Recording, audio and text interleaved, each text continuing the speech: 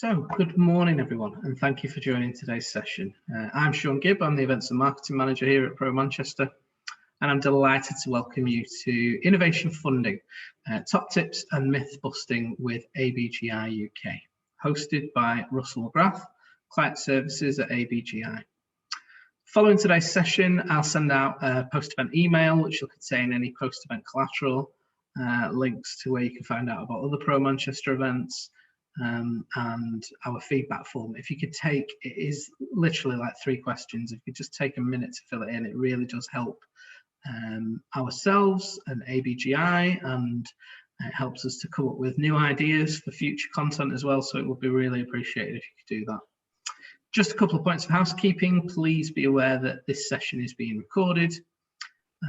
Feel free to use the chat function to ask any questions, make any comments, observations, and please keep your microphones on mute. So without further ado, I will hand you over to Russell. And I'll open your slides now. Okay.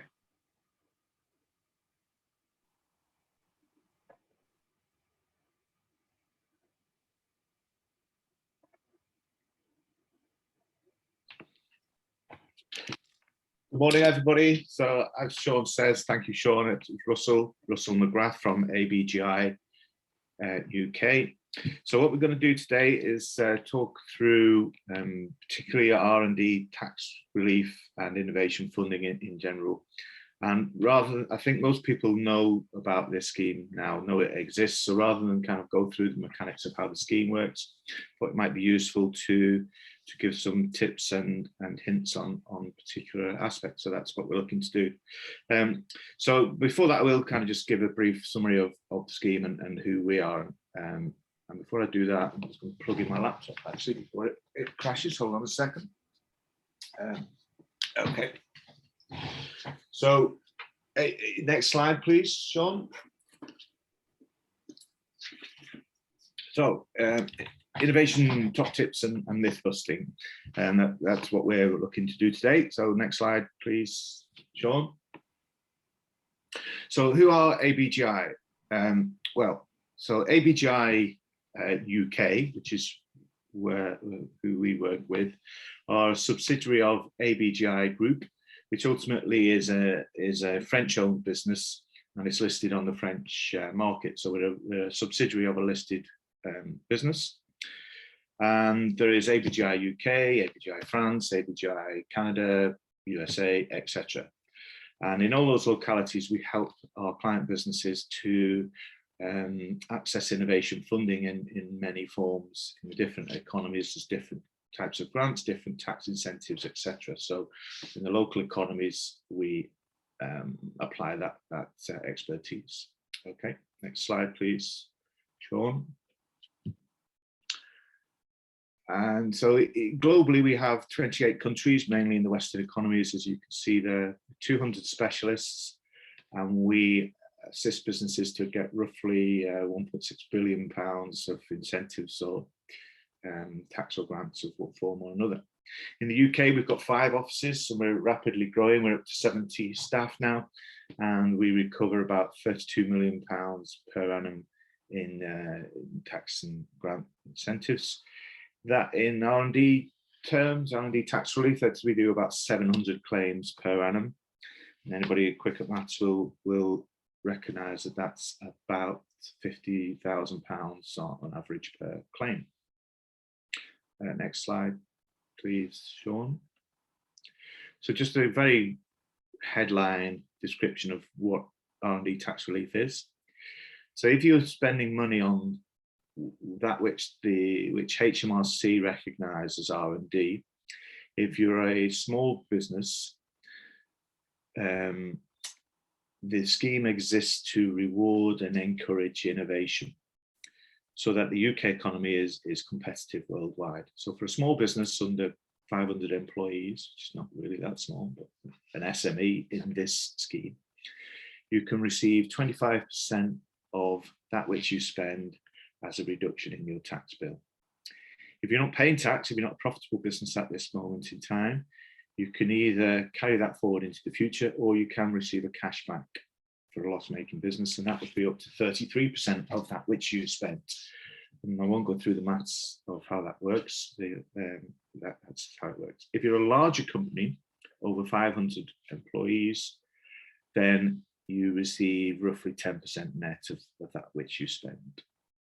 Okay, next slide. So it's a very generous tax incentive if you can qualify. So what qualifies?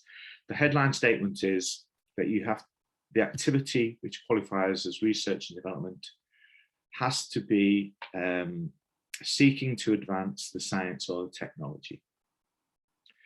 It has to be a project which has a technical uncertainty in it, so you're not sure you can achieve that which you're trying to achieve, and it has to be undertaken by a competent professional in that field.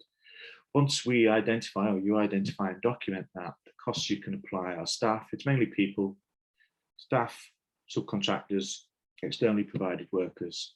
You can then use particularly manufacturers, any raw materials, consumables that are used up, software that is purchased or licensed for the purpose of the R&D. Okay, next slide. So that's a kind of a run through of how the scheme works and who we are. So what about top tips? Well, I guess the first tip is that qualifying research and development is found in all kinds of unusual places that you might not immediately spring to mind. So when we are talking with clients, we kind of prompt them to look for R&D in various places. And we ask them, okay, well, within your last year or within your last 2 years of activity, have you carried out any improvement activities that will make your business or your product more efficient? And these are kind of where we look. Have you made anything smaller, faster, cheaper, lighter, simpler, greener, stronger, safer, more reliable, using less consumables, using less energy, whatever? How have you improved your business in the last 2 years? And then that's the starting point to say, okay, well, let's see if that qualifies as R&D activity. And okay, next slide, please, Sean. And again, next slide. So to maximize your R&D activity, qualifying activity, and therefore the expenditure that you can associate with that activity, it's really about looking at the technology, science or technology. So once you've arrived at a number that you've spent, £100,000, say, the treatment of that number in your account is relatively straightforward. It's a number that you put in your corporation tax return, your CT 600, and then that will impact upon the tax liability. So we believe that the top tip is to look at the technology, i.e. examine your science and technology advancements and maximize the scope of projects which can claim to be R&D, and therefore maximize the number that you are putting in your CT 600. So for us, this is a technology intervention, not an accountancy intervention. Even though the headline is it's tax, so you might think accountancy. The accountancy bit is relatively straightforward. It can get complex, but in 90% of the cases, it's a straightforward accountancy practice. The place where people need advice more is in identifying and quantifying technology. Next slide, please. So look at the technology, have technologists look at the technology.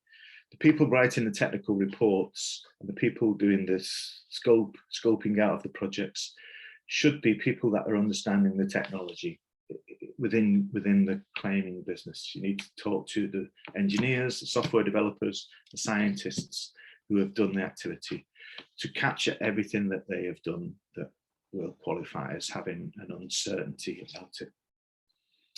And the next tip is to keep records as you go along. So HMRC's requirement for record keeping isn't that severe. You need to be making a fair and reasonable estimate of the costs. So that means that you don't need timesheets, you don't need detailed records of that which you have done, as long as it's fair and reasonable. You might have that, but to make the claim, it isn't necessary. However, to make the claim as simple as possible for yourselves to make, you should have that. And to maximise the value of the claim that you're going to make, you should have that. Because otherwise, you could be making a claim that is 2 years, looking 2 years back, as we'll come on to in a minute. To remember exactly what you did 2 years ago is not easy, and you will miss things, or the clients will. And particularly if you go to a busy engineer or a busy scientist who's not that keen on writing the report anyway, because they want to be doing science and they want to be doing engineering, not writing Word documents. If you go back to those people and say, okay, well, describe to me what you did 2 years ago, what problems you solved 2 years ago, and write it down for me. Particularly off an engineer, you'll get a very short answer. Not wishing to stereotype engineers, but that's not what they want to be doing, and nor is it what they should be doing in a busy business. So keep the records as you go along throughout the year, and you won't forget the smaller costs, and you won't annoy your engineers and scientists asking them to write reports about what they did 2 years ago. Keep records as you go along. Okay, next tip. Next slide, please. So we mentioned earlier that ABGI, we also help businesses to apply for grants for innovation. So Innovate UK, Smart Grants and the like, and anywhere else we can find an innovation grant. So we would help our businesses apply for those. But in general, most businesses that are doing research and development may well be able to apply for a grant. So the process, the kind of time scale of that is, before you do a project, you may be able to apply for an innovation grant to help you to fund that project. You then generally have to go through the project, spending the money and claiming back the grant. Then once you finish the project and you get to your financial year ends, the money that you spent might well, on research and development, might well qualify for a R&D tax relief. So you've got the time frame of the project is write a grant application, do the project, claim your grant, then claim your R&D tax relief. And that's great. That's a good cycle of innovation funding. The complexity comes in that the fact that you've got the grant will impact upon the amount of R&D that you can claim, R&D tax relief that you can claim. And so you need to plan that right at the start. You need to understand that right at the start. What are the implications of getting a grant for this project? Because in kind of a headline statement is that the expenditure that you have carried out, which is grant funded, will no longer be able to qualify as an SME expenditure. Because the SME scheme, the R&D tax relief SME scheme, qualifies as notified state aid, and it's very likely that grant will be notified state aid also, and you can't have two notified state aids into the same expenditure. So that means that the grant is great and generous, but then when you come to claim the R&D tax relief, it's very likely that that expenditure will be pushed into the large company scheme, which isn't a notified state aid, and therefore you get 10% benefit instead of the 25 or the 33% benefit. Now that's likely to still be the best option. Get the grant, which could be up to 70%, and claim your R&D tax relief at the end, 10%. But firstly, you need to be aware of that, so you're not making incorrect claims. And secondly, you need to plan that out, ideally all at the start, to maximise and optimise that whole process. So the tip is that grants are great, but they will impact upon your R&D tax relief claim. Okay, next slide. Subcontracting costs. Now, this is a hot topic at the moment in the world of R&D tax relief. We don't often have hot topics. It's quite a staid environment. But so subcontracting costs, what are they, first of all? So if you are a business carrying out research and development, you might well contract in another company to help you to do some part of that. And generally speaking, the expense of that contract to the subcontractor can be included within your claim. Not all of it, but some of it. But then the question arises, okay, if I'm on the other end of that contract, so I'm an engineering firm, say, and somebody, Jaguar Land Rover, asks me to design a new engine, and I carry out research and development in that function, whose claim is it? Is it me doing the research and development with my competent engineers? Or is it Jaguar Land Rover who've instigated the project and paid for the project? And where that claim lies, particularly if it's between two SMEs, two small businesses, is a complex issue. And is being very closely monitored right now by HMRC. And so the way to get through those dichotomies is within the contract itself. So often that relationship I've just described doesn't even have a contract. It's just a purchase order. And when you come to understand whose claim it is, it's anybody's guess. Sometimes there is a contract, but it isn't clearly defined. So the tip is that whichever side of that equation you're on, whichever side of that relationship you're on, when you are drawing up the contracting relationship, the contracting contract, be very specific about what the contract is about. Does it include any research and development which might emerge in completing the contract, or does it not? Okay, I think that's enough to be said about that. It's a complex issue, and we need to be aware of it. Okay, so next slide, please. The last one is choose your partner wisely. So you said earlier that this is about technology and science. So worthy advice, if you need advice to complete an R&D tax relief claim, the tip would be choose your partner wisely. Ensure that whoever is working with you, if you are employing professional help, understands your technology. And some, so there are some accountants who have specialists, particularly the bigger ones, and they may well understand your technology. But they may not, and certainly smaller practices and some specialists in R&D tax relief may not have people who are going to understand your technology or your science to the level that is required. So make sure that whoever you're working with has a detailed understanding of the technology that you're advancing, the science that you're advancing, because it's only with that knowledge and the knowledge of the tax regime that you can maximize and document correctly the scope of the projects that will qualify.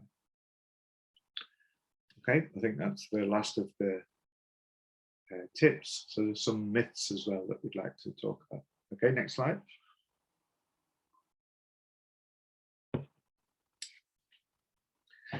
Okay, so the first one, I guess this is a little bit outdated in that most people now are aware of R&D tax relief, certainly if they're in the obvious claiming sectors, which would be probably engineering, software development, high-end manufacturing, aerospace, and then pure science-based industries, physics, chemistry, and the like.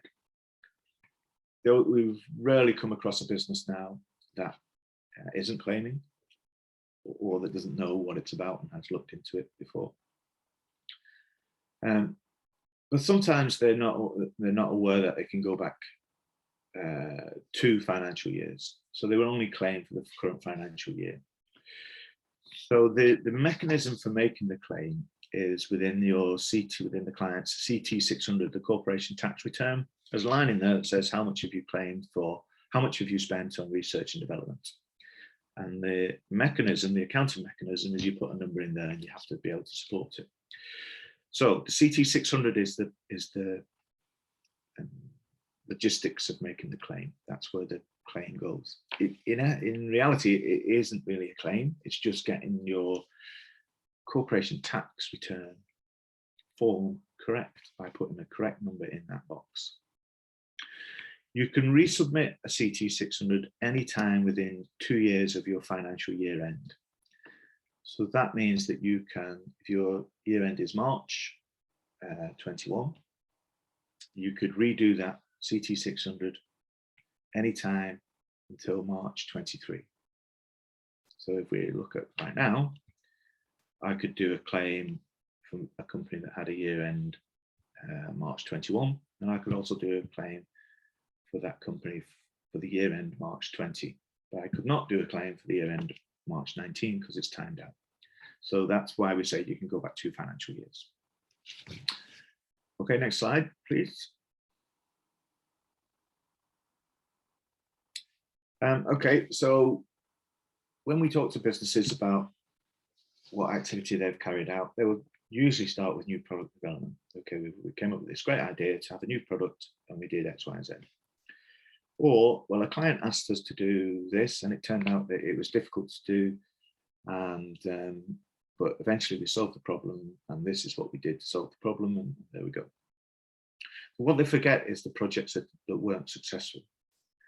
So a client asked us to do this, customer asked us to do X or Y, and we spent 6 months trying to do it, and in the end we couldn't meet their objectives and we had to abandon the project. That project will still qualify because you have been attempting to advance science and technology. Equally, if you come up with a great commercial idea and spend 6 months trying to bring it to fruition and it proved to be too technically challenging and you couldn't solve the technical challenges, so you never went ahead with it, still all of the expenditure that you've carried out in trying to advance the technology, seeking to advance the technology is the terminology in the legislation. If you're seeking to advance the technology, whether you're successful or not is immaterial for the claim. So headline is you can claim for unsuccessful projects also. Okay, next slide, please. Okay, you can only claim, the myth is that you can claim relief on any costs associated with an R&D project. And so these are real red flags to HMRC, who are becoming more stringent in looking in detail at claims. So a claim which is likely to be incorrect in some way will put up a red flag to HMRC, and they will then launch an inquiry and look at it in more detail, or can launch an inquiry and look at it in more detail. So things that they might look for is, for example, professional fees. So accountants' fees and IP lawyers' fees, consultants who are advising on the business in general rather than the R&D project itself. The fees that those people are charging, because they're not directly seeking to advance the technology or the science, they are not eligible. People will put them in. Market research that might be carried out to say, well, we're going to use this technology, or if there is a market for a technology idea that we've had, that market research is not advancing the technology. It's seeing if there's a market for it. So market research would not qualify. Attendance at conferences, similar reason. Foreign travel, investments in your business infrastructure that might be to support the rollout of technology. It's not going to qualify. So the activity has to be directly impacting upon the advancement. And so lots of claims that we see that go to inquiry, not our own claims. The red flag is one of these costs that somebody's put into their claim, and it just signals to HMRC, hold on, this claimant hasn't got an accurate handle on what's viable and what's not. and therefore we better look at this one in more detail. So be very careful about putting those kind of expenditures into a claim. Okay, next slide, please. So this one is about testing. The opposite of what I've just said there, really. So some people will think that because the testing is straightforward and in itself is not technically difficult, therefore it doesn't qualify. And that's not true, because if you're carrying out a project which is advancing science or technology, at some point you're going to have to test either at stages whether this is working, or at the end, has it worked? Have we made an advancement? And the answer to those tests carried out to try and answer that question might be, no, actually it hasn't worked, or this bit doesn't work, so we have to go back and carry on with the project. Or actually this hasn't realized any benefit at all, and therefore we better start again or do something different. So the routine testing itself is a part of the project and can qualify as R&D expenditure.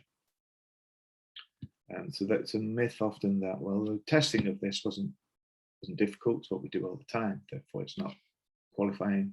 It's not true, we can qualify. Okay, next slide, please. We touched on this one earlier in the tips. So if you receive a grant, often people in our world who are making claims or want to make a claim believe or are told that once you receive a grant for a project, it's no longer able to claim research and development tax relief. And that just plainly isn't true.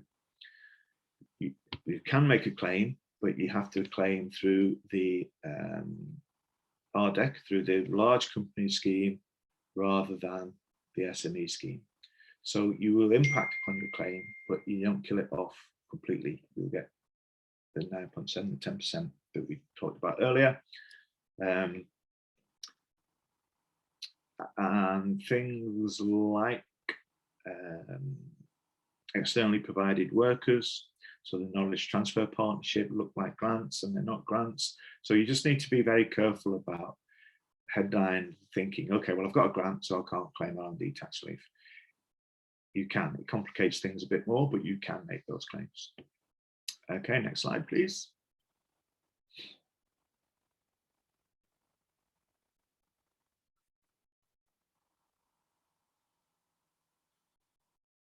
Are you still there, Sean, or have I gone off screen?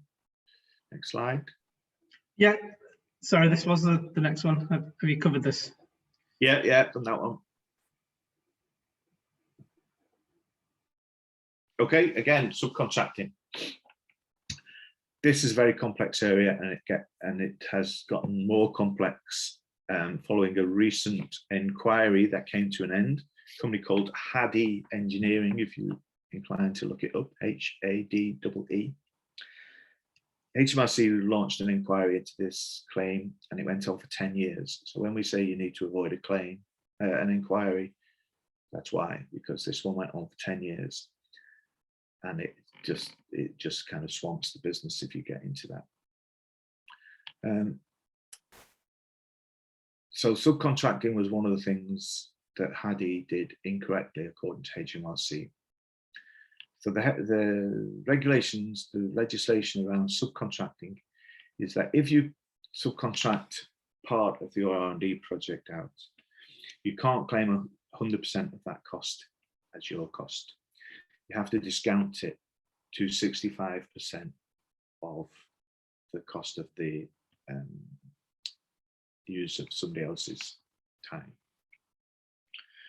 And so you have to do two things there. First of all, demonstrate that what you've subcontracted out was R&D activity, that the R&D activity forms part of your claim and not the claim of the person you've contracted it to, and then apply a 65% discounted rate to that. And only then, if you're an SME, can you do that. If you're a large company, You can't do that unless you've contracted it out to a university, a research institution, or a charity. So that's a very quick run through of all the complexities involved in this relationship between businesses when they're carrying out R&D jointly or one subcontracting to another. It's a very complex area, and it's one that HMRC are looking at very focused on right now. But whatever the outcome is, you definitely can't claim 100% of it. You have to claim 65% of it. Okay, next slide, please. Okay, so that's the end of the myths and tips. Many of them interrelate to each other. If you have any questions, I don't know if there's any questions in the chat room, or if you can relate any questions now, or if not, contact myself or ABGI at any point, and we'll go into more detail on all of that. Thanks, Russell. Yeah, please feel free to drop your questions in the chat function. There's none at the minute, but or feel free to come off mute and ask Russell as well. That's fine too. So yeah, any questions at all? Fire away.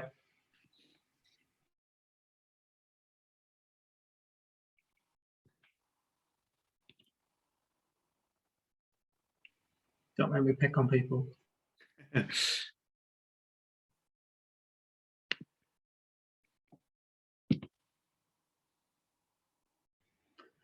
Have you had any issues or claims with HMRC for your clients? Yes. So we have our rate of inquiry, if you like, up until now has been less than 1%. So we, as I said, we do 700 claims per annum. So we get less than 10 of those a year will be claimed. But the rate since the spring budget has increased. We are definitely seeing an increase in activity from HMRC. And so they have announced that they are employing 1,300 new compliance officers, not all focused on R&D. So there was that. There's a review of the R&D scheme altogether to see its value for money going on. And we have seen in the market letters to clients who are claiming, saying we're aware from HMRC, standard letter, saying we're aware that you're claiming, and that's great, and we're here to support you. However, if you do it wrong, you could be subject to fines. So direct answer to the question is yes, less than 1% of our claims. We defend all of our own claims at no cost to the client. But we are in the market and in our own experience seeing an increase in focus on scrutiny of these claims.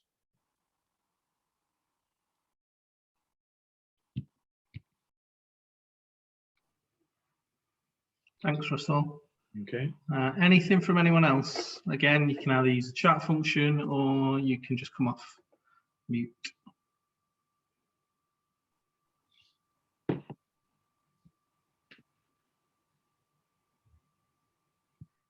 Just a comment saying it's interesting on the increase from HMRC. Yeah. Yeah, it's very noticeable. I mean, it's welcome, very welcome to us, because I mean, in the end, it's £4 billion worth of taxpayers' money either given back or not collected, and it should be very closely scrutinised, and we welcome that, because we have many competitors in this business, and most of them are very reputable. Most of them do a decent job, but some of them do not.